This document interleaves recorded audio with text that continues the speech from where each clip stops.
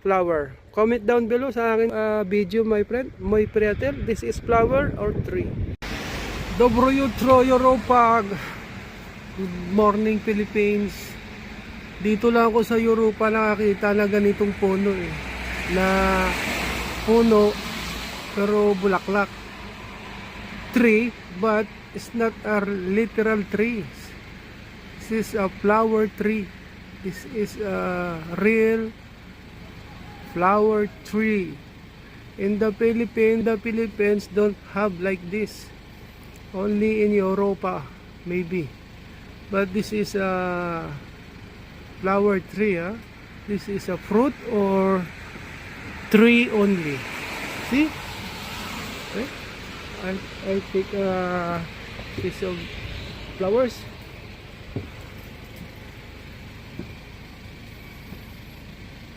So, wala siyang amoy mga kaibigan, wala siyang bango.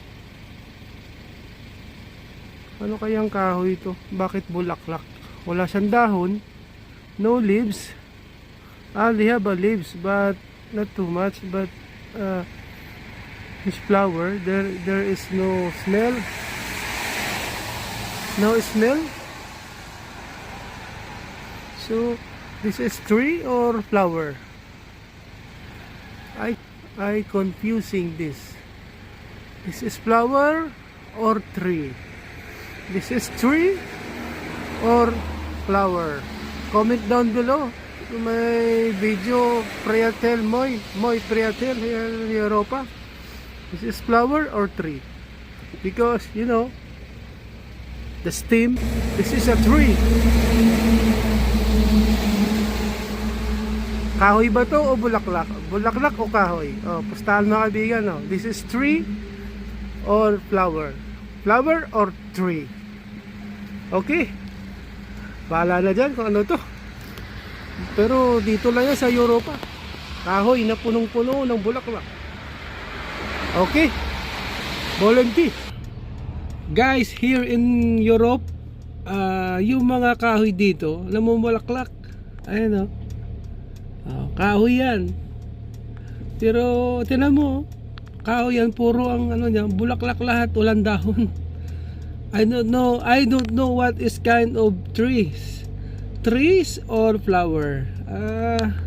It's up to you, my friend. If you call that trees, no problem. If you call that flowers, no problem. Hindi mga problema. So dito lang yan sa Europe, yung mga kahoy namumulaklak. O di ba? Amazing. So hanap tayo ulit ng iba. Kasi maraming halos karamihan dito na kahoy namumulaklak. Hindi natin alam kung kahoy ba yan o ano, pero ayun, puno talaga ng kahoy yan Tingnan mo. May mga ibang kulay pa yan mga kaibigan. Hanap tayo ulit dito ng iba. Paakyat tayo ng bundok uphill. This is uphill going to Donye area village. So as you can see, they have another one trees. They have more flowers. Okay, so ano ba talaga, kahoy o bulaklak? Okay, so ayan mga kaibigan, no? Ang kahoy dito sa Europa namumulaklak. Okay, hindi natin alam kung anong klaseng kahoy yan. Ayan o, di ba? More trees and more flowers. Sinadaan uphill. So madalang bahay saka kasi kabukiran to Ito yung sinasabi na uphill downhill. Mamaya meron ulit doon na kahoy na namumulaklak. So ayun mga kaibigan, yung mga kahoy yan namumulaklak talaga sila. Di ba? Kahoy yan. Ayan sa Pilipinas parang sa atin yung matinik na kahoy na matigas, yung kamatsili ba? Parang gano'n ang hawig niya Fruit siguro yan o ano? comment down below dyan mga kaibigan. Moy Pretel, comment down below. I want to know about that trees or flowers. So ayan no, oh, yun, no. So ayan mga kaibigan, no, kahoy talaga yan eh, di ba? Oh, tapos may bulaklak talaga siya, oh, namumulaklak talaga. So meron pa isa doon. So ayan ang sinasabi ko mga kaibigan, no.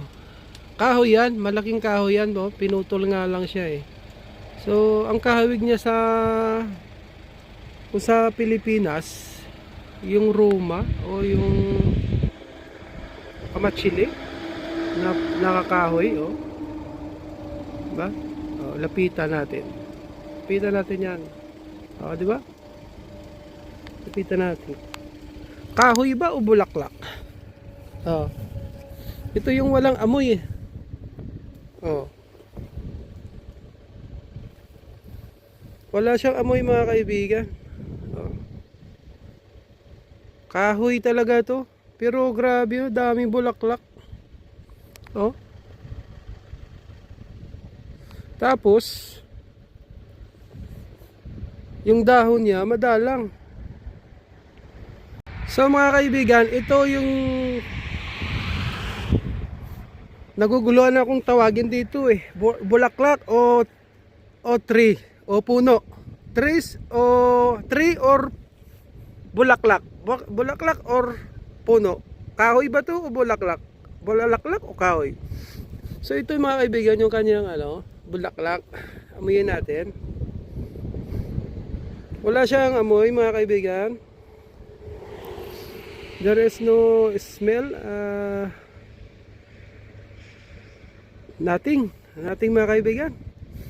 So this is flower or tree or flower. Comment down below sa akin video my friend, my Pretel, this is flower or tree. So laki ng puno nito eh. Ito yan mga yan.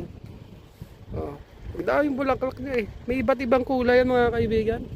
So ayun pang isa oh, laki niya no. Oh, di ba? Dito lang yung sa Europa yung mga kahoy na mumulaklak. Siguro sa lamig, oh, di ba? Okay. Oh, comment down below this is flower or tree. And what this kind of trees or flower? This is fruits or I don't know. My mind is like